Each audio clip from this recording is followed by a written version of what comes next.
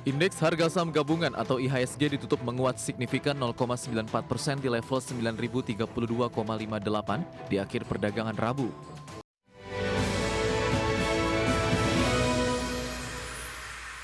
Pemirsa, indeks harga saham gabungan atau IHSG rebound signifikan di hari Rabu dan berhasil mencatatkan rekor intraday dan penutupan tertinggi sepanjang masa di atas level 9 ribuan. Penguatan IHSG ditopang saham konglomerasi di tengah sentimen rebalancing indeks MSCI dan FTSE Russell di Februari mendatang. Indeks harga saham gabungan atau IHSG ditutup menguat signifikan 0,94% di level 9.032,58 di akhir perdagangan Rabu. Ini merupakan rekor harga penutupan perdagangan tertinggi IHSG sepanjang masa dan untuk pertama kalinya berhasil ditutup di atas level psikologi 9.000. Secara intraday, IHSG juga catatkan rekor tertinggi di sepanjang masa di level 9.049,298 ketika IHSG menguat di atas 1% intraday. Seluruh indeks sektoral kompak menguat menopang kenaikan IHSG. Indeks sektoral dengan kenaikan terbesar sektor barang konsumen siklikal melesat 3,21%, sektor infrastruktur naik 2,21%, dan sektor perindustrian melaju 1,97%. Saham emiten konglomerat kompak menjadi penopang kinerja utama IHSG setelah 2 hari diperdagangkan secara volatile. Dari grup Prayogo Pangestu, saham Brand ditutup menguat 4,89% di level Rp9.650 per saham. Saham DSSA ditutup menguat 2,83% di level Rp107.975 per saham. Saham Mora dari grup Sinarmas ditutup menguat 6,36% di level Rp13.800 per saham. Dari grup Bakri, saham BRMS ditutup menguat 4,60% di level Rp1.250 per saham. Dan saham Bumi ditutup menguat 3,94% di level Rp422 per saham.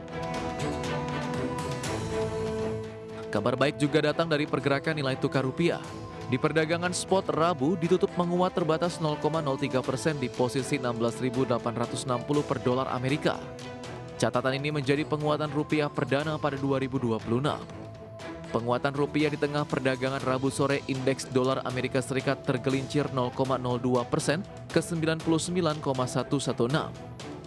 Dari sisi sentimen, pasar merespon rilis terbaru data inflasi Amerika Serikat yang tercatat naik, namun lebih rendah dari prediksi para ekonom.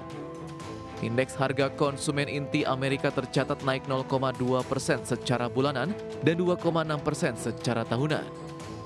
Catatan ini membuat para pelaku pasar memperkirakan The Fed akan mempertahankan suku bunga acuan tetap stabil di pertemuan akhir Januari 2026.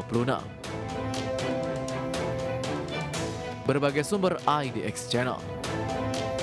Penjualan retail Amerika Serikat meningkat pada bulan November 2025 didorong oleh pemulihan pembelian mobil dan belanja musim liburan. Data Departemen Perdagangan menunjukkan nilai pembelian retail meningkat 0,6% pada November tahun lalu. Penjualan retail Amerika Serikat meningkat pada November 2025 dengan kenaikan terbesar sejak Juli, didorong oleh pemulihan pembelian mobil dan belanja liburan yang tangguh. Data Departemen Perdagangan menunjukkan nilai pembelian retail yang tidak disesuaikan dengan inflasi meningkat 0,6% setelah revisi turun sebesar 0,1% pada Oktober. Tidak termasuk mobil, penjualan naik 0,5%. 10 dari 13 kategori mencatat kenaikan, termasuk toko perlengkapan olahraga dan hobi, serta pengecer bahan bangunan dan gerai pakaian. Penjualan kendaraan bermotor pulih setelah insentif pajak federal untuk mobil listrik yang membatasi penjualan pada bulan sebelumnya berakhir. Peningkatan pendapatan SPBU juga berkontribusi pada total kenaikan. Musim belanja liburan biasanya meningkat pesat pada November. Pengecer menawarkan promosi dan diskon untuk berbagai produk tidak hanya pada Black Friday, tetapi juga pada hari-hari sebelumnya. Data menunjukkan konsumen memanfaatkan kesempatan tersebut meski masih ada kekhawatiran akan keterjangkauan dan prospek pekerjaan mereka. Meski tantangan tersebut diperkirakan tetap menjadi perhatian utama bagi banyak rumah tangga berpenghasilan menengah dan rendah dalam beberapa bulan ke depan, warga Amerika yang lebih kaya terus meningkatkan konsumsi secara keseluruhan.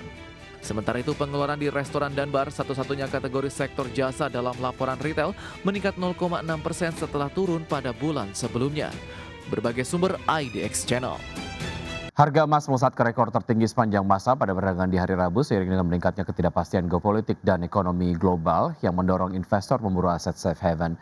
Ekspektasi pemangkasan suku bunga The Fed turut memperkuat rally logam mulia. Harga emas spot melonjak 0,9% menjadi $4.628 per ons setelah sebelumnya menyentuh rekor intraday di level $4.641. Sementara itu harga emas berjangka Amerika Serikat ditutup menguat 0,8% ke posisi $4.635 per ons. Dari sisi geopolitik, ketegangan kembali memanas setelah Iran memperingatkan negara-negara tetangga yang menjadi tuan rumah pasukan Amerika Serikat bahwa pihaknya akan menyerang pangkalan militer Amerika jika Washington melakukan intervensi terkait dengan protes di dalam negeri.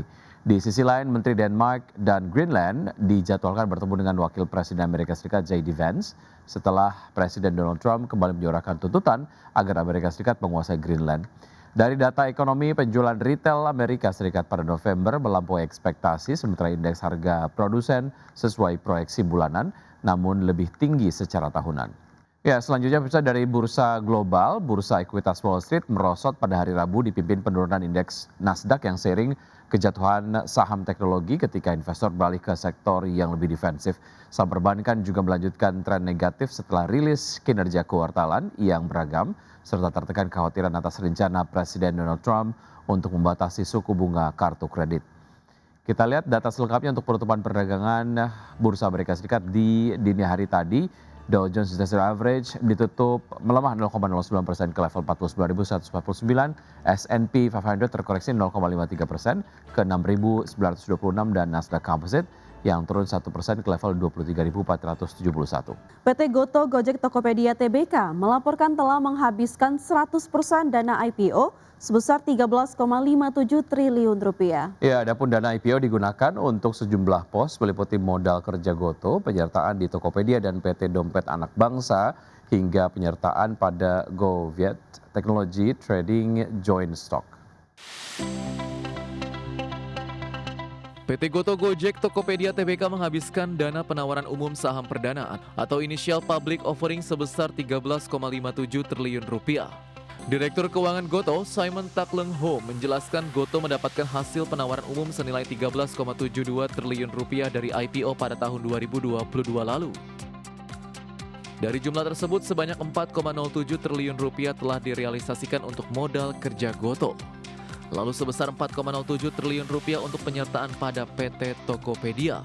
Goto juga menggunakan sebanyak Rp3,39 triliun dana IPO untuk penyertaan pada PT Dompet Anak Bangsa atau GoPay. Kemudian sebesar Rp678,7 miliar untuk penyertaan pada PT Multifinance Anak Bangsa, lalu sebesar Rp274,8 miliar untuk penyertaan pada Velox Digital Singapore Pte dan Rp273,96 miliar untuk penyertaan pada GoViet Technology Trading Joint Stock. Goto juga telah menghabiskan dana IPO sebesar Rp508,6 miliar untuk modal kerja PT Dompet Anak Bangsa. Dengan demikian, jumlah dana IPO Goto yang telah terpakai adalah sebesar Rp13,57 triliun atau telah sepenuhnya terpakai. Berbagai sumber IDX Channel.